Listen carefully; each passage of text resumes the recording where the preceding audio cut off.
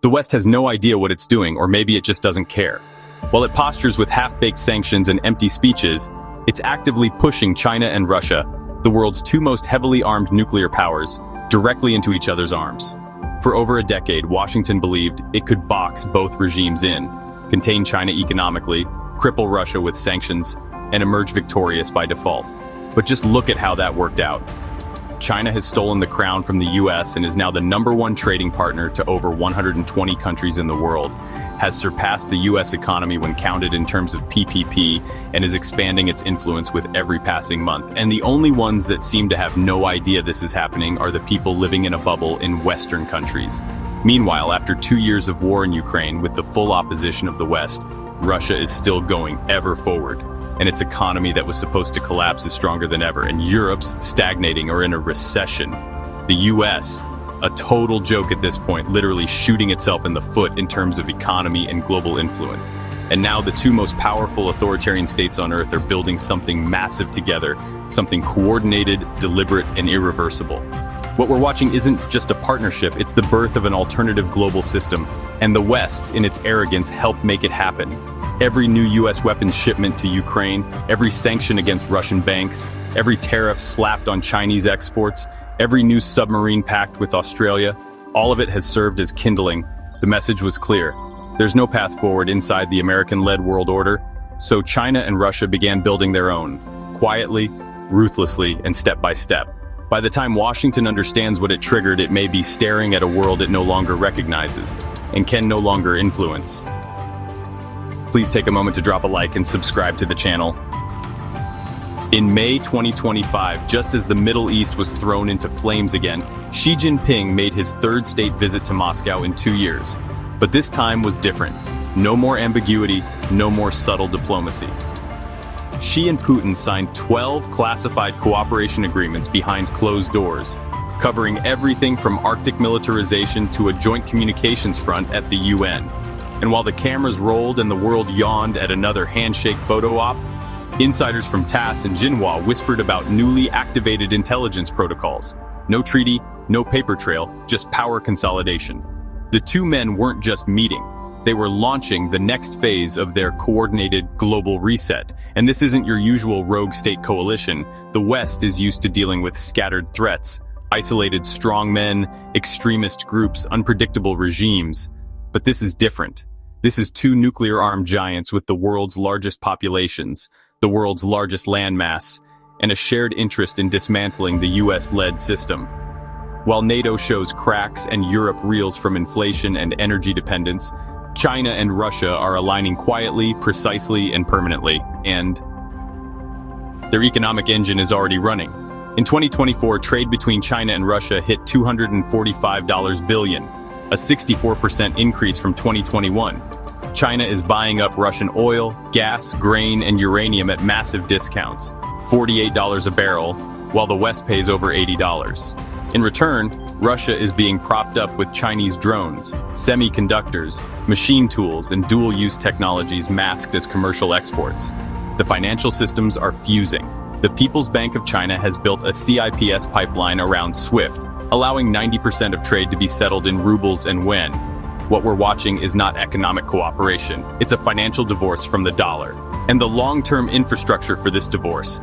It's the power of Siberia 2 pipeline, a 600-kilometer mega project designed to funnel 50 billion cubic meters of Russian gas straight into China, equivalent to what Germany used to import from Nord Stream. Construction begins in 2026, full operation by 2030. The timeline is locked. Western sanctions didn't stop the first pipeline. They won't stop this one either. Chinese energy giants like CNPC and Sinopec have already signed 30-year contracts with Gazprom. This isn't about today's gas prices, it's about controlling Eurasia's energy flow for the next generation. As the energy flows east, so does military coordination. Since 2022, China and Russia have held over 15 joint drills, Arctic war games, naval operations in the East China Sea, and long-range bomber patrols across the Sea of Japan. In April 2025, during the massive Straight Thunder 2025A drills, 18 warships and 6 strategic bombers entered Taiwan's defense zone. sending a message that no Western paper treaty could counter. Russia's new defense minister, Andrei Belousov, now openly talks about combat alignment with the PLA. Meanwhile, China's sanctioned former defense chief Li Shangfu has quietly returned to the scene, rebuilding military synergy behind closed doors. But this alliance isn't just physical, it's digital, financial, and infrastructural. The Beidou satellite system now blankets Russian territory. Russian GLONASS is embedded in Chinese logistics. Together, they operate independent of US GPS and surveillance systems. In July 2025, Huawei and Rostelecom struck a deal to build a joint data hub in Kazakhstan, placing critical digital infrastructure outside Western legal reach. The digital Silk Road is real, and it's expanding. Central Asia and Eastern Europe are being wired with Chinese fiber, 5G towers, and Russian cyber defense systems. Simultaneously, BRICS nations are testing a blockchain-backed settlement network led by China's digital yuan. The end of SWIFT is no longer hypothetical. This new system runs on more than tech, it runs on critical resources. China controls 70% of global rare earth production and processes 90%. Russia dominates nitrogen fertilizers, potash, and uranium. In early 2025, China hinted at export restrictions on gallium and germanium. US tech firms panicked. Now imagine that leverage applied to the full tech supply chain. Worse, imagine Russia cuts uranium exports. Almost 20% of US electricity is nuclear. Nearly half of that fuel comes from Russia. The US wouldn't just face inflation, it would face a blackout. While the West worries about elections and headlines, China and Russia are redrawing the map. In June 2025, at the BRICS Plus Rio Summit, they backed 5 new members: Algeria, Venezuela, Thailand, Cuba, and Nigeria. These aren't just allies, they're resource-rich, dollar-averse, and ready to dump the Western financial system. Meanwhile, Kazakhstan and Uzbekistan double down on BRI projects. Africa takes Chinese rail loans and buys Russian arms. Quietly, a new global majority is choosing sides, and it's not Washington's. But the most dangerous weapon China and Russia now wield isn't just oil or steel or microchips.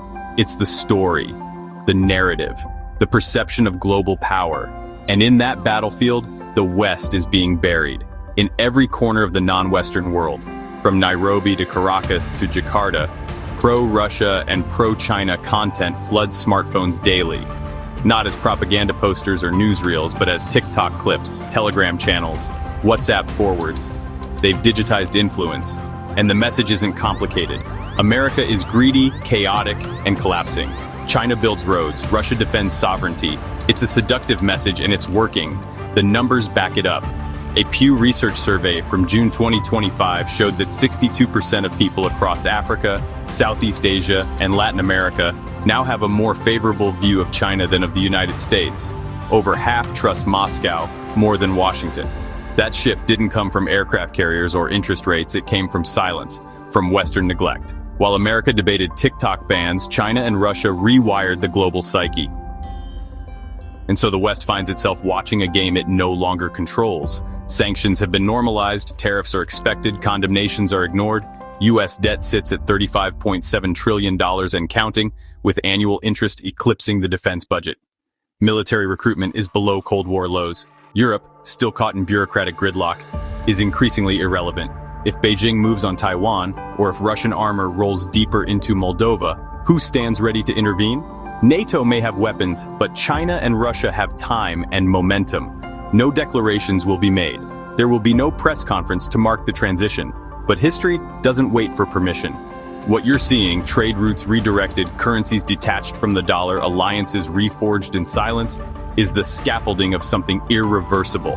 And by the time the West fully realizes what's been built, the last piece will already be in place.